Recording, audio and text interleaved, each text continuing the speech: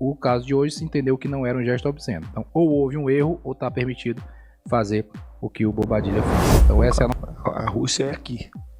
Moscou é aqui em São Paulo. Sei lá pra onde ele tem Celzenic, ele dá assistência, ele corre, ele tromba no zagueiro, ele dá calcanhar, ele faz tudo. De fato, tá faltando gol.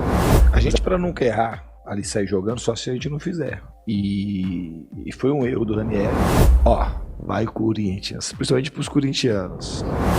Infelizmente, a gente vai falar novamente sobre a arbitragem, mas eu acho importante a gente pontuar hoje, principalmente porque nós ganhamos o jogo.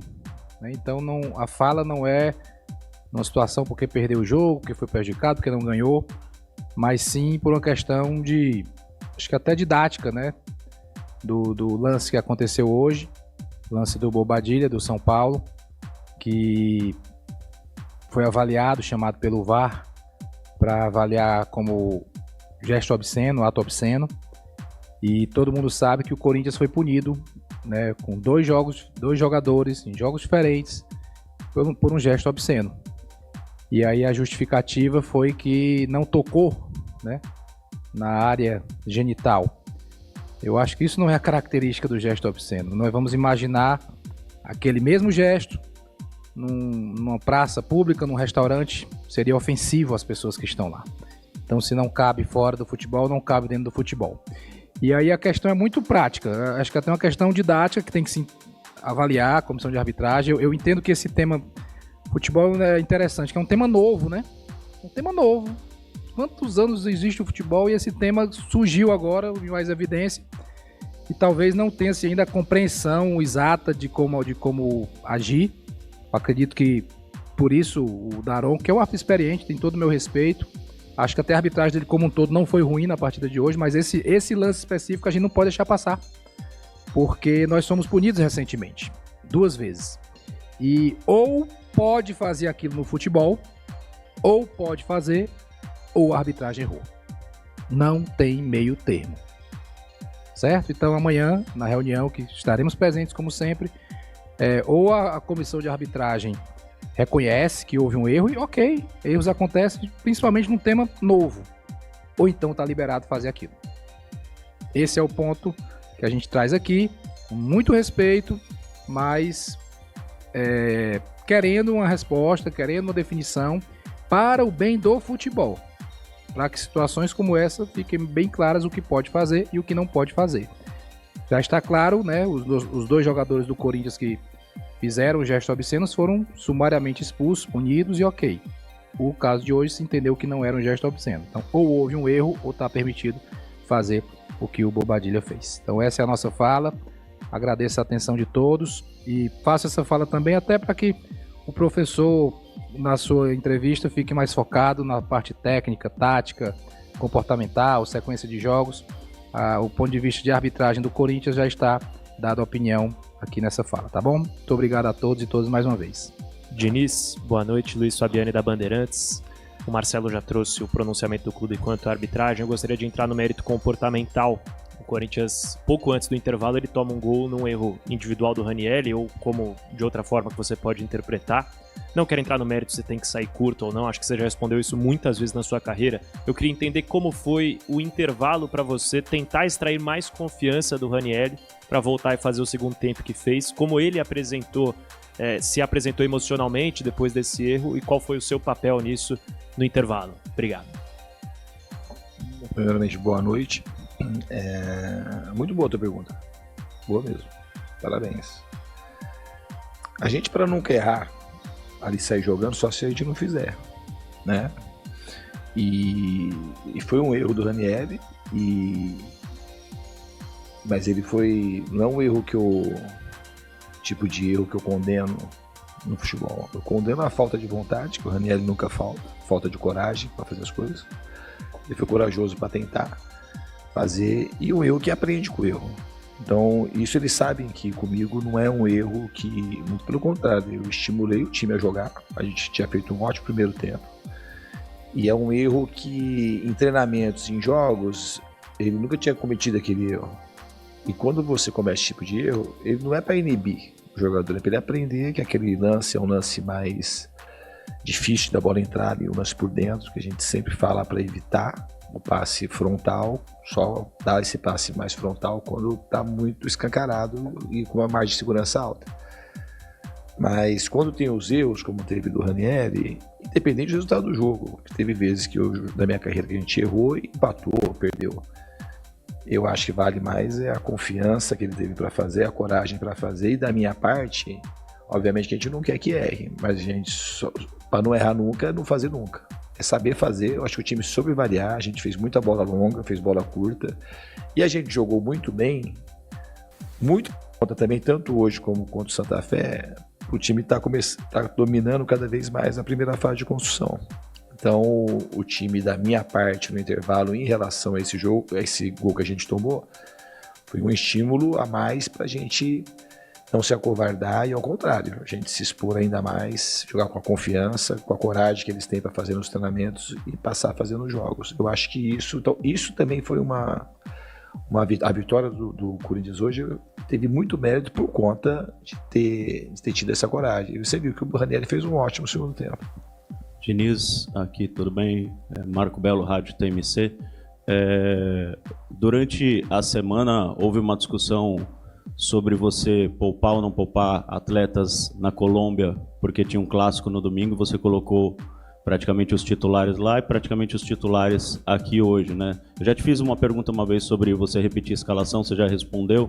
Agora eu queria que você falasse como que é essa sua decisão, se você conversa individualmente com cada atleta, pergunta se está bem, se quer jogar, porque houve muita aplicação tática na Colômbia e muita aplicação tática hoje contra o São Paulo. Não foi só repetir os jogadores foram muito bem, correram bastante. Se você conversa individualmente com cada um, como é que é essa sua relação com eles em relação à repetição? Obrigado. Então, outra pergunta muito boa. Parabéns também. Porque, no fundo, para a gente acertar mais, a gente tem que reunir o maior número de argumentos possíveis de áreas diferentes. Então, tem a área da fisiologia, tem a área do departamento médico, tem a área técnica, tem a área tática, e a principal é o jogador, a sensibilidade do jogador. Então, no fundo, quem me ajuda a definir e seguir, repetir times quando eu acho que é possível, são os jogadores. No final das contas, os jogadores, eu acho que o jogador não vai conseguir, ele dá um feedback negativo, eu sempre ouço e penso em poupar esse ou aquele. E em alguns casos, parte da minha sensibilidade, eu achar que foi demais. Por exemplo, depois do jogo do Vitória, eu achei que o time acusou mais cansaço, o jogo do Vitória. E talvez naquele jogo, talvez tenha mudado uma outra peça, talvez, né? Mas depois que acontece, fica mais fácil. Mas para esse jogo especificamente, eu estava muito seguro, porque a gente, embora a viagem tenha sido muito desgastante, a gente tinha um dia a mais e a gente praticamente foi recuperando os jogadores de quarta-feira até hoje. E eles conseguiram chegar bem inteiros. Os jogadores são muito dedicados do Corinthians. Isso é uma coisa digna de nota. A gente, quando tem que fazer concentração, nem para a Colômbia, a gente saiu para jogar contra o Mirassol no sábado de manhã. E eles voltaram para casa na quinta-feira, praticamente iniciando a tarde. E a gente se concentrou depois do Mirassol no próprio clube, a gente viajou 2 dias antes. E os jogadores, e ninguém questionou. Muito pelo contrário, os jogadores têm uma consciência muito grande. E ontem, todo mundo estava no processo de recuperação. Ontem, a maioria dos jogadores estavam fazendo gelo à noite, banheira de gelo, para hoje estarem inteiros para jogar. Então, o nível de comprometimento desses jogadores, ele é exemplar.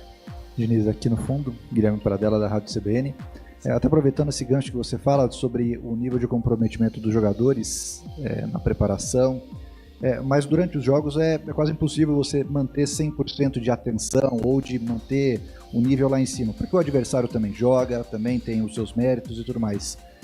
Os gols que o Corinthians toma hoje podem ter a ver com talvez um momento de baixar a guarda em determinados momentos, na saída de bola ou numa cobrança de escanteio, quando o time está muito bem, a torcida estava gritando olé, mas aí toma esses gols e aí pode talvez mudar o rumo de uma partida como a de hoje? Eu acho que pode ser, é uma hipótese que pode ser levantada, e é uma coisa que o time vai aprendendo com o que acontece nos jogos. Acho que a gente talvez tenha tido, talvez não seja isso, mas é uma coisa que a gente pode colocar aí na equação e ver se faz sentido ou não. E a gente vai saber isso conversando com os jogadores e avaliando treino e jogo, para ver se isso é uma coisa que vai se repetir, né, novamente. Mas eu acho que o time, ele, quando fez o terceiro gol, ele não baixou não, sabe? Ele foi muito agressivo, a gente teve chance de fazer o quarto gol, o quinto gol. No fundo, hoje, se você for avaliar mesmo na partida, a gente criou praticamente todas as chances que teve no jogo, porque o gol do São Paulo foi um gol contra, o segundo gol, e o primeiro gol foi uma bola que a gente acabou entregando na saída. A gente foi muito sólido de novo defensivamente. Era um jogo que, da maneira que aconteceram os gols, eles eram totalmente evitáveis. E o time teve uma produção ofensiva muito boa. E defensivamente o time foi bem novamente. O time vai bem defensivamente, o nosso. Não é só porque quando não toma gol, é quando oferece poucas chances ao adversário. Hoje o Hugo foi muito pouco exigido. Diniz, boa noite. Vitor Chicaroli do GE. Recentemente você elogiou bastante o Yuri Alberto, né? Mas eu queria que você falasse o que está faltando para o Yuri Alberto fazer gols. Porque ainda assim ele participa muito com assistência, com movimentação, dá profundidade ao time, a entrega nem precisa falar. Mas são 9 jogos sem marcar, uma das maiores sequências desde que ele chegou ao Corinthians. Eu queria saber de você o que está faltando para o Yuri Alberto voltar a marcar, Diniz. Obrigado. É difícil responder essa pergunta. Eu defendo ele de novo. Ele é fundamental para tudo que está acontecendo o time desde a minha chegada. Ele faz muita coisa pro time. Ele dá assistência, ele corre, ele tromba no zagueiro, ele dá calcanhar, ele faz tudo. De fato, tá faltando o gol. Mas acredito que tá perto de acontecer. E perto de acontecer e ter uma sequência de gols que ele vai conseguir marcar. Para mim, uma questão de tempo. Diniz, aqui, boa noite. Henrique Vigliotti, Central do Timão. Diniz, você já falou sobre a questão do Yuri, sobre alguns outros atletas, e eu queria que você falasse sobre 3 atletas especificamente que, atuando juntos, vêm sendo peças importantes, que são Breno Bidon, Rodrigo Garro e Jess Lingard, que tem se alternado muito de função. Eu queria que você falasse um pouco desse funcionamento, desse trio ofensivo que hoje Garro conseguiu assistências, Breno Bidon um gol e Lingard mais uma boa atuação. Não, são 3 jogadores que têm muito talento. Um bem experiente, um na meia-idade e um garoto. Mas que eles jogam muito bem quando eles se aproximam em combinação. E eu tô fazendo de tudo para aproveitar o talento que eles têm. E tem dado certo. E eu quero falar de um jogador especificamente que quase, desde que eu tô aqui, ninguém falou dele em nenhuma entrevista, que é o Gabriel Paulista. Que está sendo um dos jogadores mais regulares do time. Tanto para defender como para ajudar na construção. Ele é um jogador muito importante pra gente. Ele está sendo um jogador que dá um equilíbrio defensivo muito bom e está sendo também muito importante na primeira fase de construção. Diniz aqui, ó, Matheus Pujoli, Portal Meu Timão. Queria que você comentasse um pouco sobre o Carrijo. Depois de algum tempo ele voltou a ter uma alta minutagem, né? A última vez que tinha jogado tanto assim foi contra o Vitória no Barradão. E hoje ele foi aplaudido pela torcida, muito elogiado também nas redes sociais. Queria que você comentasse um pouco sobre esse atleta e também projetasse uma sequência sobre daqui para frente com ele no time. Vai jogar mais? É um reserva que vai entrar em mais jogos? Como é que você avalia o Carrijo? Acho que nunca considerei o Carrijo um reserva e os jogadores estão entrando, nem o Carlos César, nem o Dieguinho. Eu acho que todos têm que se sentir parte importante e jogador titular. O Carrijo é um jogador que eu gosto muito. Acompanho o Carrijo já faz um tempo. Fomos adversários Brasil e Peru, lá em Lima.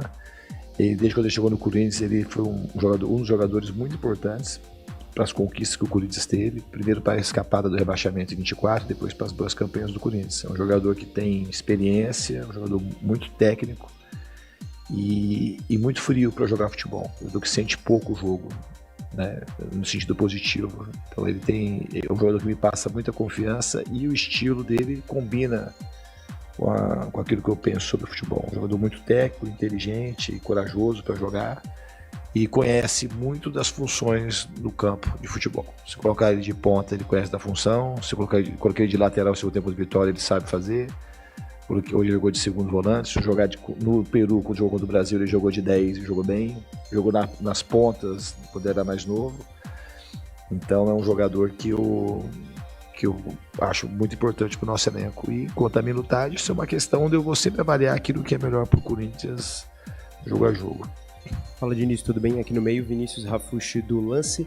Cara, na zona mista, Mateuzinho comentou e confirmou que recebeu de fato uma proposta de um clube do futebol russo. E ele é titular do Corinthians. Eu queria que você falasse quanto que ele pesa para esse elenco, quanto que você entende que ele é uma peça fundamental para o elenco. Ele obviamente disse que ainda falta tempo para a janela abrir, que ainda vai ter uma avaliação sobre isso, não deu nenhuma definição, mas eu queria também saber se você vai fazer força para que ele fique no Corinthians até o final da temporada. Obrigado.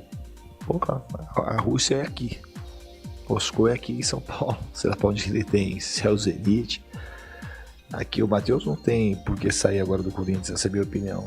Eu acho que esse é outro jogador que eu acho que vocês é notório. Na minha chegada aqui, ele tem sido um destaque muito positivo. Quase que todos os jogos. Tem jogado com uma regularidade grande no sentido de jogar num nível muito alto. Ele fez assistência no último jogo, hoje fez um golaço, e outros jogos contra o Peñarol jogou muito bem, tem jogado bem constantemente. E acho que o destino do Mateuzinho tem que ser um outro destino. Eu acho que ele é um jogador, na minha opinião, ele é um dos melhores laterais do futebol brasileiro há algum tempo. Ele é um jogador assim como o Bidu, mas falando especificamente do Mateuzinho hoje, é um jogador que tem que pleitear e buscar uma vaga na seleção. Então eu vou fazer muita força para que ele fique, e eu tenho uma confiança grande que ele vai optar por ficar, porque esse é um momento que ele tem que aproveitar muito bem. Eu vejo o Mateuzinho ele evoluindo e ganhando um espaço cada vez maior no futebol brasileiro. Boa noite, Júlia Fernanda da Rádio Crack Neto. Ainda falando sobre o Mateuzinho, ele falou na zona mista que você tem dado muita confiança para ele ali a fazer essa parte do ataque também. A partir disso, eu queria que você comentasse sobre os jogadores do Corinthians, os defensores, que também têm ajudado muito ali na parte ofensiva. Obrigada. Então, de fato, tem razão no que está falando da questão da confiança, porque eu confio muito mesmo. Eu vejo um potencial, especificamente do Mateuzinho, eu vejo um potencial gigante nesse jogador. Eu acho que ele tem muita coisa ainda para sair dali. E assim com os outros também. O Gabriel Paulista é um jogador que eu acabei de falar, que ele joga cada vez melhor. O Gustavo Henrique nem se fala, está vivendo um momento talvez único na carreira dele. Tanto na parte defensiva como na parte ofensiva, que ajuda na construção, coloca a bola longa de 40, de 50, de 60 metros, faz gols. O Bidu também tem se destacado muito. E é uma questão dessa troca de confiança. Eu confio muito nos jogadores do Corinthians. E acho que a tendência dele de todos é de crescimento. Oi, Diniz, Larissa Bonifácio, da Viva Rádio TV Esportes. Mesmo com a pressão na tabela, o Corinthians conseguiu jogar com personalidade hoje. Qual você considera o principal avanço coletivo da equipe desde a sua chegada? Você sente que o elenco já assimilou melhor as suas ideias de jogo? Eu acho que vai assimilando. Eu vou falar, a minha ideia de jogo é uma ideia, vou repetir, eu repito quase sempre. Talvez vocês não levem muito em consideração aquilo que eu falo. A ideia principal do meu jogo é os jogadores terem comprometimento e terem muita vontade. Suar sangue para poder ganhar os jogos. Eu acho que isso tem a ver muito também com o que é a torcida do Corinthians. Eu falo muitas vezes da torcida porque é uma coisa muito verdadeira. Eu acho que os jogadores, isso é a base de tudo que a gente faz aqui. Aí do resto da parte tática, obviamente, conforme o tempo vai passando, os treinamentos vão acontecendo, sabidamente vocês sabem que eu sou um tipo de treinador que eu fico muito tempo no campo, muitas horas, e os jogadores com a inteligência que eles têm, a entrega que eles têm tido e a capacidade técnica que eles possuem, a tendência é de evolução, talvez que seja o motivo da tua pergunta, a questão tática. Eu acho que cada vez o time vai evoluindo mais, vai dominando mais as fases do jogo, tanto para defender quanto para atacar. Boa noite, Daniel Soares, Bate-Fundo Esportivo. Queria falar novamente sobre o Carride e sobre o Bidon. Quem vê os melhores momentos assim, talvez não veja a partida do Carride nos melhores momentos. Mas você acha que o Carride conseguiu hoje evoluir o jogo do Bidon? E sem falar até do gol do Bidon, mas defensivamente talvez uma grande partida do Bidon, a melhor dele sob seu comando. Você acha que o Carride conseguiu evoluir o Bidon hoje? Difícil falar disso. Eu acho que o Bidon jogou muito bem lá na Colômbia, jogou bem contra o Palmeiras, tem jogado bem constantemente. Eu não vou atribuir, porque eu não acho que o Bidon melhorou hoje. Eu acho que o Carride jogou muito bem e acho que o Bidon tem jogado bem, tem sido um dos pilares do time, tem sido como o Garro, consistentemente tem jogado bem, tem ajudado na marcação e tem ajudado na parte de construção, e hoje ele foi premiado com um gol muito bonito, uma jogada muito bonita do time todo, assistência mais uma do Garro. Então eu acho que eu não consigo fazer essa ligação. Eu acho que o André também é um jogador que tem um futuro brilhante pela frente, que tem uma característica de ter muita força física, que dá muito volume para o jogo, e eu acho que o Bidon tem jogado bem, repito, assim, constantemente. Obrigado, Diniz. Ó, vai Corinthians, principalmente pros corintianos. Obrigado, gente.